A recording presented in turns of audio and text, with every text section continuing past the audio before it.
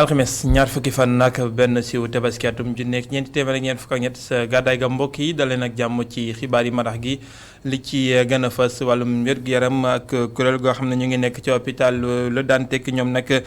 di liggéeykat yooyee nag nga xam te ne mi ñoo bootu ci ECDS bi nee nañu bëgg ñoo dégg benn yoon njaay gi nga xam ne moom la ñu nësër lu toll si ñetti hectares si bërëb bu fajukaay googee ñu jàpp ne mën naa ñàkk te it ñu mën a jotane li nga xam te ne bi moo di mbëbët yeeg seen i naal yi nga xam ne am nañu ko seen i kaddu si njëlbeenu xibaar yi wàllum taw bi assainissement cet geek cell gi diggante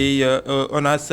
ak waa UCG joxante nañu loxo ngir lépp loo xamante ne bi moo gën a mën a yombal li nga xam ni moo di kaniwo yi cet gi ci war a am ñu bañ ca këpp mbalit ba muy sakk li nga xam ne moo di canal yi loolu daan nañ koy daal di taxaw foofee ca zone de captage ay bërëb yoo xam ne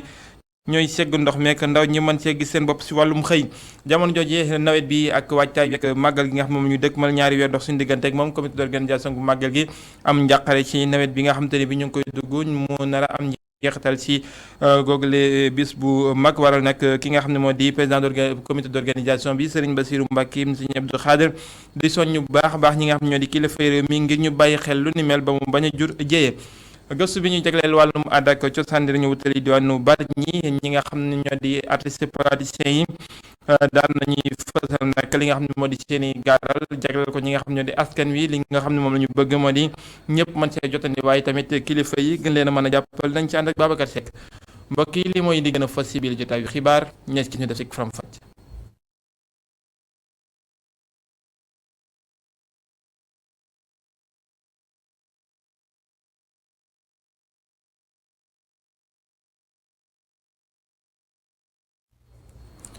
dalee nag jàmm mbokk yi si jotaay xibaar dañ ko dooree ak liñ ko junjeewoon ca boobu hôpital Dantec li ñuy wutali ak kuréelu ñi nga xam ne ñooy sàmm ñu ne ak lépp luy doxalin wu gën a ñoŋ di collectif pour la défense ak sauvegarde hôpital Dantec li nga xam ne nag moom la ñu daal di bëgg moo di kër googee ñu sàmm lépp loo xam ne moo fay moomeel ndax nee nañu dañoo yëg ne dañoo bëgg a jaay benn pàcc si l'hôpital ba lu toll si ñetti hectares ñoom nag nee nañu duñ ko seetaan mukk ndax loole mënees naa mën a ñàkk te it jubluwaay yi ñu am yëpp ñu mën ko mën a matale El Hadji Abdoulaye Dione mooy seen coordinateur ñu teewlu ay kàddoom ci micro Emmanuel Gaspard Dione. li waral assemblée générale bi nag lenn la encore une fois di lancer waat appel président de la république di ko xamal ne ñun jàmm lañ bëgg parce que mënuñu am hectares yi am nañ 6 hectares mënuñu am un projet de reconstruction am nañ un projet de reconstruction qui date de 2012 benn acheté sénégalais moo ko réalisé ñun am nañ financement bi. ñun am nañ 92 milliards yoo xam ne état ministère de la santé moo ko signé woon état bi pour mu tabaxal ñu donc jaay hectares yooyu jaratu ko ñun am nañ lépp suba mën nañ commencé liggéey bi donc lan moo fi jar jaay 3 hectares mais bien sûr c'est un architecte reconnu internationalement projet boobu commission de validation moo ko validé woon plan d'action bi lenn la ci marche nationale lañ jëm bu ñu jógee fii assemblée générale ci marche nationale lañ jëm waaw dañuy dem génn ci mbedd marche dem ba pare jox ko document yi mu xamal ko ne am na promoteur sénégalais boo xam ne mi ngi nii signé na contrat ak état bi donc jaay hectares yi jaratu ko non askan bi taxawaay bi ñu ci war a am mooy ñun taxawaay bi ñu ci am rek parce que ñun li ñuy xeex yëpp pour ñoom la moo tax ñoom tam dañ leen di lancer appel di leen xamal ne marche bi bu ñu ko jàppee ñoom ñëpp nañ ñëw ñu ngi ciy woo tous les forces vives de la nation mouvement citoyen yi ñëpp ñu ngi leen ci woo ñu xam ne combat bi c'est le combat du peuple sénégalais.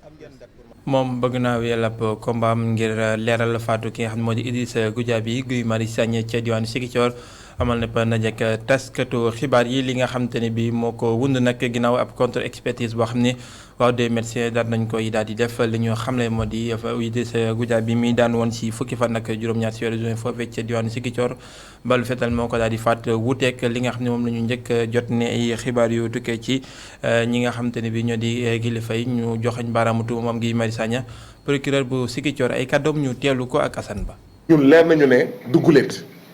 rey doomu jàmbur après ñu ne ok nañu wut benn médecin loolu moo tax gis ngeen bi ñu waxee ne jël nañ benn médecin ñu ne non duñ jël médecin bi boobu ñu ngi ut naka la ñu amee beneen médecin boo xam ne dina wax la même chose que médecin wu Ziguinchor donc ça veut dire que ñii ils sont rodés dañ ko tàmm def boom doomu jàmbur après ñu ne waaw xaw ma dara dalu ko wala dafa feebar mort naturelle wala mort accidentelle comme ni ñu ko defee pour François Mancabou donc ñaar yooyu dinañ ko def saisir ordre des médecins saisir inspection générale de l'administration judiciaire ci gàttal ñu koy wax IGAJ d'accord pour xam médecin Ziguinchor bi ndax dañ ko jënd maanaam ndax dañ ko corrompre ñaareel bi ndax dañ ko menacé ba mu wax li mu wax. IGAJ dénonciation pour complicité d'assassinat contre Ismaïla Diallo procureur à Ziguinchor waaye itam mu enquête mu def une enquête administrative contre le procureur Ismaïla Diallo de Ziguinchor li ñu ci war a yokk mooy Ismaïla Diallo procureur à Ziguinchor dafa war a dem dafa war a démissionner bu démissionné wul ñu démissionné loo ko. ñu ngi ko doon junj ci bopp xibaar yi cet geek cell gi ndoxum taw mi mën a jàll ba waa mi ñu mën ko bañ a dund waaye tamit mbedd yi sell loolee soxal na waa ONAS ak UCG yi nga xam ne jox dañ nañu loxo zone de captage bërëb boobee nga xam ne ndox mu bëri dafay daal di daje dañuy daal di taxaw temm nag ngir lépp loo xam ne moo di mbalit muy tax régal yi di sakk ñu daal di koy maytu waral nag juróom ba ñeenti poñ yoo xam ne dina segg li nga xam ne moo di mbalit mi ci ndox mi dinañ ko daal di samp foofee te dinañ ci daal di joxam xëy lu toll ci ñaar fukki ndaw ca diwaanu zone de captage ñu ànd seeg Mame Seynabou Babou ak Mafal Fall. périmètre bassin zone de captage ba garage Bignona ñu visité ko délégué de quartier bi di ñëwaat ci jafe-jafe yi ñuy dund ndax bassin bi. bi ñu tabaxee bassin bi fii la ñu dëkk déjà et que booba dëkkin wu neex lañ fi amoon mais bi fi bassin bi ñëwee léegi xet gaa ngi fi moustique yaa ngi fi. dem nañu sax ba fekk fii ay ci benn garage mécanicien nit ku ñu rey dugal ko ci biir oto. ginnaaw visite bi directeur bu SONAGED di ex UCG jël na ay engagement ngir jàppale askan wi. benn décision bi mooy bëgg nañu lépp li nga xam ni moo wër bassin de rétention bi ñu def fa ay caisse polybène pour mën a capter déchets yi pour éviter charretiers yeeg yooyu di ko tuur ci biir lac bi te loolu dina ànd aussi ak création d'emploi incha allah dinañu créer une vingtaine d'emplois jeunes parce que point yooyu ñuy créer il faut que mu am surveillance 24 heures sur 24 emploi yooyu aussi dañ koy dédier jeunes yi nga xam ne ñoo dëkk fii ci zone de captage. xam jafe-jafe yi nga xamante ne ñi dëkk zone de captage moom la ñuy jànkoonteel directeur bu ONAS moo ngi xamle ne dina ut ay saafara yoo xamante ne dafay wëy. collecter déchets yi nga xam ne mooy jóge ci quartier yi parce que en général am ñoo xam ne aussi dañuy ñëw sànni ay déchets ci biir bassin bi beneen bi mooy am nañu benn côté fële bu ñuy wax benn porcherie fu ñuy rey donc ay porc foofu déjà ñu permettre leen ñu xool naka la ñuy gérer seen déchets yooyu. bassin de rétention bu zone de captage fees dell ak ay mbalit bu doon ay mbalit yoo xamante ne day sonal loolu askan wa fay yeewoo l'ONAS lëkkaloo ak UCG ngir jàppale leen. Mame Seynabou Babou ñu wax lu jëm ci courant bi di mbëj mi ñi nga xam ne ñoo ko yor ci réewum Sénégal di Senelec jokkaloo nañu ak ab beneen kuréel goo xam ne moo di Vinci Énergie daan nañuy inauguré wala bon daloo li nga xam ne moo di data center bi mag a mag foofu ca diwaanu Diamniadio bu dëppoo ak jamono di kër goo xam ne dafay daal di togg daanaka ab courant bu gën a ñoŋ dëppoo nag jamono nag ngir gën a matale li nga xam ne moo di séddaleem courant mi ci réewum Sénégal ci mbégum njëriñ yi nga xam ne mooy wàllum énergie ak pétrole ci réew mi sa diwaanu Diamniadio lañ ko doon amale ñu ànd seeg Babacar Seck. data center Tier 3 bu Senelec muy jumtukaay bu ñuy denc lépp luy moomeel rawatina ci wàllu xarala ñu taxawal ko ànd ceeg Vinci Énergie may na Senelec mu gën a jëmmal taxawaayam ci Afrique loolu li ko jur di lëkkaloo diggante Senelec ak Vinci Énergie. Ensuite, c'est un succès. liggéey bi bu mënee mucc ayib ba mel nii dafa fekk ni dañoo booloo ngir mën ko def may rafetlu bu baax a baax lëkkaloo bin am ak liggéeykatu Senelec yi ak yu Vinci Énergie liggéey bi ñoo ko bokk ko nag ak ingénieurs yi nga xam ni ñu ngi leen tàggatee ci daara yi gën a kawe ci réew mi gis nañ fi ay liggéeykat yu bëgg li ñuy def ay liggéeykat yu mën li ñuy def ba pare soobu ci ba jeex tàkk. C'est remarquable et je veux ici les remercier. taxawalu data center bi dina gën a yombal liggéeyu Senelec ci joxem courant bi waaye tax na yenn ci ay ndaw yu yeewu ci réew mi ñu mën leen jàngal xarala yi jëm ci data center. ndaxte Senelec gis ngeen ni muy liggéeyee yenn saa ngeen soxla facture bu màgget doo leen ko am yenn saa ngeen soxla ay nit Senelec mu xaw a jafe lii nag data center mooy données yi nga xam ne yépp Senelec am na ko fii lañ koy denc. ndaxte yaakaar naa ne Sénégal bokk na tey si ñetteelu réew Afrique boo xam ne moo ko am. bu weesoo data center yi AFD dina yëkkati financement bu tolloog 100 millions ci ay euro jagleel ko Senelec ngir ñu ëpp ci réew mi mën a jot ci courant bi. En tous les cas, le présent tout récent, l'AFD. Agence française bu développement génn na ab financement bu war a tolloog 100 millions ci euro jagleel ko Senelec ngir courant bi mën a jote fépp ci réewu Sénégal rawatina ci Matam ak ci Ziguinchor ak yeneen mbir yoo xam ne war nañ ko liggéey loolu di wone rek rafetaayu lëkkaloo bi dox diggante Sénégal ak France. L'avenir devant eux. tabaxu data center bi mu ngi bokk ci programme Pôle 2020 te ñu ngi ko liggéey ci lu yées fanweer ak juróom-benni weer nekkoon délai bi. Babacar Seck ñu jugee jëm ñaajo wutali diwaanu Touba Mbacké waajtaayu màggal gi ñaari weer la dox suñu diggante ak moom waaye nag comité d'organisation bi seen xel delagul dëgg ndax nawet bi nga xam ne moom la ñu daal di dëgmal si njiital sëñ Bassirou Mbacké sëñ Abdou Khadre soñu nañ bu baax ñi nga xam ne ñoo di gouvernement gi ngir liggéey yi nga xam ne naan lañ ko foofee si wàllum assainissement ñu gaaw si ba mu daal di yemb laata ñuy yegg ca bis bu mag boobee nga xamante ne bi mooy màggal gi te ñu bañ a dund li nga xam ne moo di ak waamee ak ndox mu bon foofee ca dëkk bu sell ba ñu fekk fa góor ndaag loog Thierno Faye. comité d'organisation bu màggaluk Touba gile nekk ci wàccaay yi ci loolee président bu comité bi naka noonu it ngàlloo kàddu xalif général kullu murit xamle ne fas yéene nañu indi yeesal ren jile ginnaaw ba ñu nammee amal colloque international jëmale ko ci yoonu murit. mboolem programme yi ñu daa def ren incha allah fas yéene wéy lépp li nga xam ne danañ ko ci dolli ren rek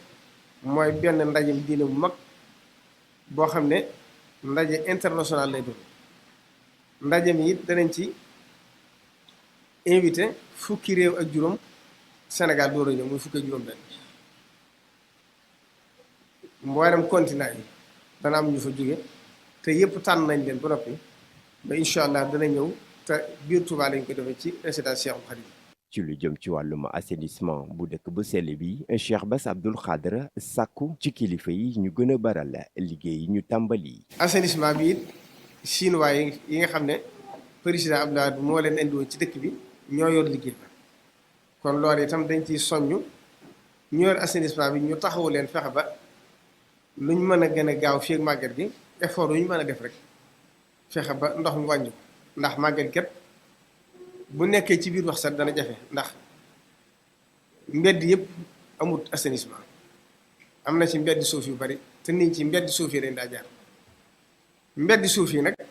bu fekkee yëpp dafa taa dana gën a jafe. mu dib CRD bu gouverneur bu région bu Ndiarème jiite ginnaaw moom moo mile di dalal xelu comité bi ngànk lépp lu jëm ci wàllum organisation màggalu Touba gi léegi. des rek mooy ñaaxaat les chefs de service ñi nga xam ne tey ñoo fi teew ak ñi nga xam ne aussi dañ fee teewal seeni kilifa ba li nga xam ne aussi tënk nañ ko nañ ci góorgóorlu ànd seeg Pastef borom bi nag mooy motte. waaye yéen a ngi Pastef bi moom doomu aadama mën na ko indi au rendez-vous te loolu lañ leen di ñaan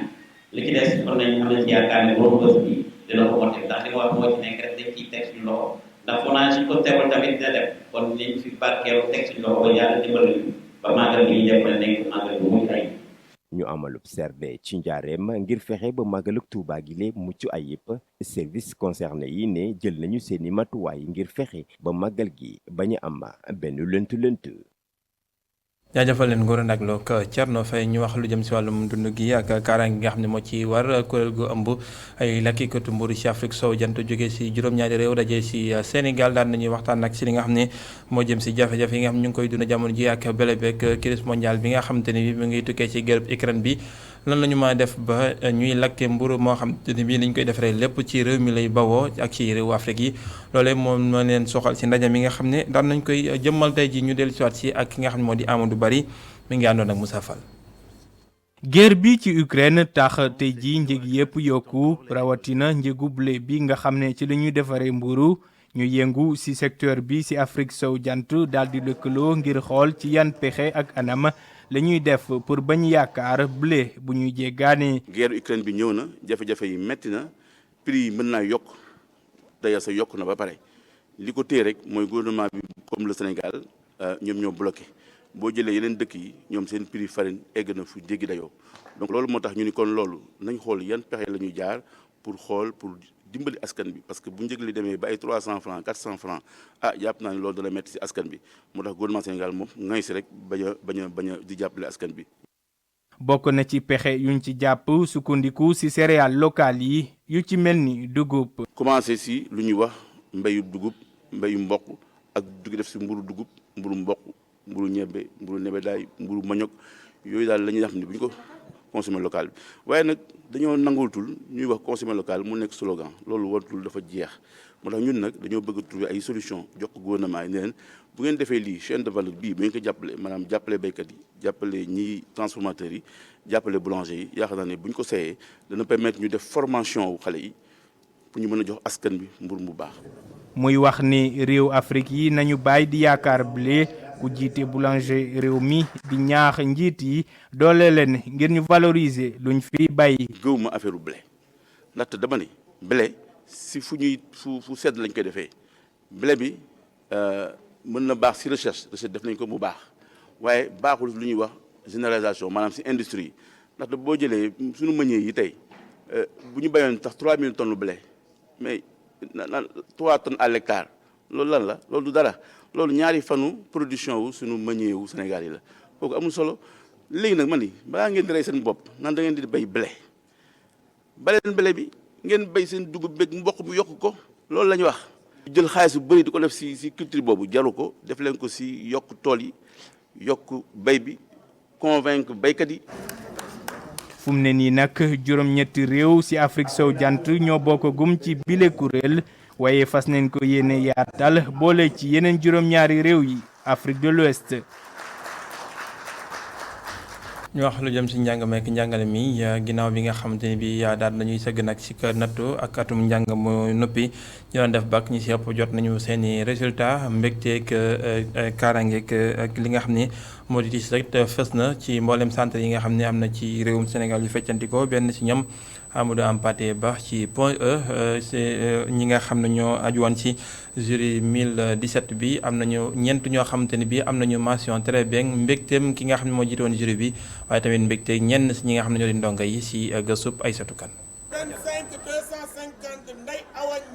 wure ba dem na kër résultat yi tàmbalee génn fii ci centre Amadou Hampâté Bâ. 225 282.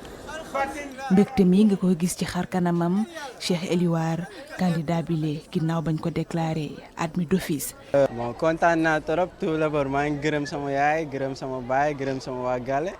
mais bac bi safoon na de wax dëgg fa yàlla nag mais su ma toogee xalaat sama yaay rek alhamdulilah xalaat yàlla lépp dox na macha allah. dara dàq ko bu àndee ak mention Vincent Onkougou am bakam boole koog mention assez bien moom nag mi ngi waajal déjà lii di fête bi. am naa bac mention assez bien du genre mais maths yombul voilà semaine du bac j'ai pas dormi j'ai pas mangé dama jàng rek. jigéen ñi tamit desuñ benn yoon ginnaaw mu am mention assez bien moom Khadija Diallo di xaar résultat yi ren xaritam yi. ngir mën a door a savourer bakam bile. admis ak mention assez bien. d'office laa laal woo franchement c'était tellement difficile que foogoon naa ne sax duma am mais alhamdulilah waa sama xarit yi la plupart am nañ te maa ngi ñaanal ñu jotagul seen résultat yëpp ñu am incha allah. résultat yi baax lool file ci centre Amadou Hampâté Bâ bu ñu sukkandikoo ci président jury bu 2017. yeneen jury bi tamit tendance yi baax na comme sama bos. jury bi ma yore mi ngi toll woon ci 400 candidat ak ñeent fukk ak ñaar série S2 bi ñu ngi woon téeméer lañu woon L2 bi moo nekkoon 300 ak ñaar fukk ak ñaar alors ci téeméer yi defoon S2 ñaar fukk yëpp am nañu admis d'office 20 mooy ñaar fukk defe naa ñaar fukk yooyu ñaar ci ñoom am nañu mention très bien série L2 bi également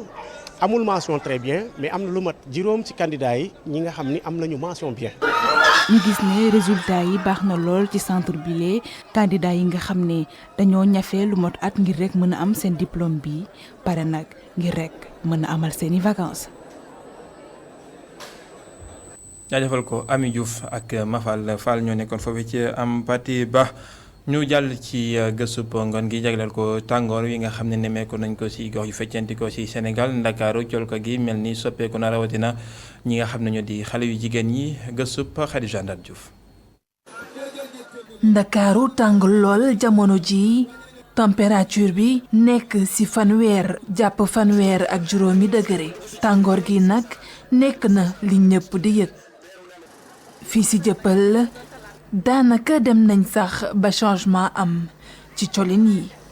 Dumbuya di waxtaan ak ñun ci li muy faral di sol ci tàngaay bi. Le plus décontracté possible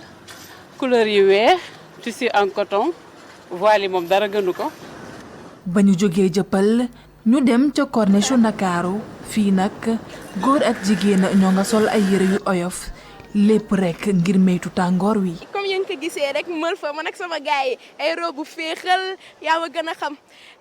robe tàngaay ni ñuy sol yu gàtt rek ba ci genou bi. sweat marque ak kilote bon bu descend quoi. tàngoor wi metti lool suñu bëri di xool lañuy sol ñeneen ñi di ci xoolaale tamit lii di couleur ya. ay couleur été rek ay couleur yu vive ay rose orange ay blanc loolu mooy couleur été. jamono yi tàngoor bu metti am ci Ndakaaru température yi toll ci fanweer jàpp fanweer ak juróomi degré lii la nag di feeñ bu baax ci colin yi. jaajëfal ko Khadija Ndar Diouf ñu jigee fii ci Ndakaaru wutali diwaanu Rabat ca Maroc CAF Award 2022 di ñi nga xam ne ñoo gën a ràññeeku ci football Afrique ci atum 2022 ñu ngi koy daal di joxe jamono ji ñu yàddoo ngeen di teewlu ñi nga xam ne nag ñoo di réewum Sénégal am ci taxawaay bu ràññeeku ngir footballkat bi gën a xarañ ci atum 2022 Sadio Mané ak Edouard Mendy ñoo koy xëccoog Mohamed Salah te Sadio Mané ñëpp am yaakaar ne moo koy daal di jël tàggatkat bi gën a xarañ Aliou Cissé mooy ki nga xamante ne bii ñu ngi koy xaar mu daal di jël ndam la ndaw li gën a xarañ Pape Matar Sarr bokk si ñu koy xëccoo ak ki nga xamante ne bii moo di doomu Sénégal bi nga xam ne maa di Pape Ousmane Sakho mooy football ci Simba FC ngir bit bi gën a ràññeeku équipe nationale bu Sénégal it di équipe bi nga xam ne moom la ñu bokk si ñi ñu tànn ngir mu nekk équipe bi gën a ràññeeku si atum 2022 mu mel ni jëm nañ ci waabale goo xamante ni bii dina nekk lu taarix di jàpp si football ci réewum Afrique di ñàkk nañ ci teewlu li nga xam ne moo fiy tukkee ci kanam tuuti fekk xibaar yi nasaraan yi ak Babacar Ndaw Faye mi nga xam ne mu ngi foofee ca diwaanu Rabat di ñu toppal jongante ba.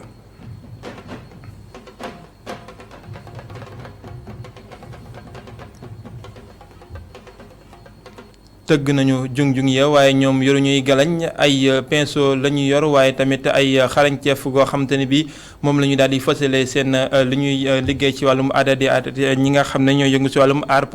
plastique foofu ci diwaanu Bargny daan nañuy gaaral nag li nga xamante ne bi moo di seen liggéey jagleel ko askan wi ubbeeku ci ñoom li nga xam ne moom la ñu bëgg nag moo di kii di fay jàppale leen Babacar Seck. xeetu art yu bari exposé nañ leen ñu ko amal di kuréelu artiste yu dëkk ci Bargny ngir gën a jege askan wi vernissage bi ñu ngi ko amal ci xolu quartier populaire yi. boo gisee exposition bi dañ ko def collectif d'artistes lañ quoi waaw fii si Bargny waaw collectif yi presque mot nañ 5 artisans waaw 5 artistes pratiquement ñoom ñoo def exposition bi quoi. waaw exposition boo xoolee c'est l'initiative de Pape Momar Ciss ak Youssou moom mooy borom bërëb bi waaw moom moo ji initiative bi waxtaan si ak Paco moom presque moom moo def sélection bi quoi. waaw li fi mu toll dañ bëgg a wane suñu liggéey ak suñu xarañte ak suñu mën-mën. waaw ay tableau daal lañ exposé maanaam boo am na ay collage am na ay récupération am na toutes sortes de formes d'art quoi. ngir fësal artiste bu nekk fa nga bokk gis nañ fa ay xale yu solu cosaan. waaw loolu boo xoolee ci suñu culture la loolu boo xoolee diversité culturelle la que ce soit lébu que ce soit séeréer que ce soit joola que ce soit pël ñooñu dañu war a joxante loxo doon benn loolu moo waral tey ñu solu ci lébu ñi solu ci pël ñi solu ci joola loolu diversité culturelle boobu loolu moo ko waral quoi. jàppale autorité yu bari ñi jëmale ko ci artistes yi ñoom nee nañu daanaka gisuñu ko. moom artistes yi bari ñi moom xam naa ndimbal lañ laaj jàmbaar lañ lool ñi ngi liggéey ñi ngi travail en collectif mais ndimbal bee des mooy maanaam ñu wane leen pour ñu fës ba nit ñi xam leen loolu moo fi des mais ay jàmbaar ñoo fi ne ñi ngi liggéey guddeeg bëccëg mais lu des mooy ñu wane leen rek loolu moo des ak ndimbal bi quoi jàppale leen tamit. thème yi jëm ci ñaawteef yi nemmeeku jamono yi bokk na li gën a fës ci tableau yan fa exposé. wax naa sur l'enfant africaine wax naa sur la mendicité wax naa sur la femme wax naa sur la sécurité boo xoolee en général la violence boo xoolee wax naa ci la violence boo xoolee dëkk bi amuñu sécurité totale waaw boo xoolee am na agression un peu partout moo tax tey sama thème ma porté ko si loolu quoi. artistes yu bëri yu yeewoo ci Bargny ñu wone seen bopp ñoom ñuy am yaakaar ni di leen gën a am ay occasion ngir def ay exposition.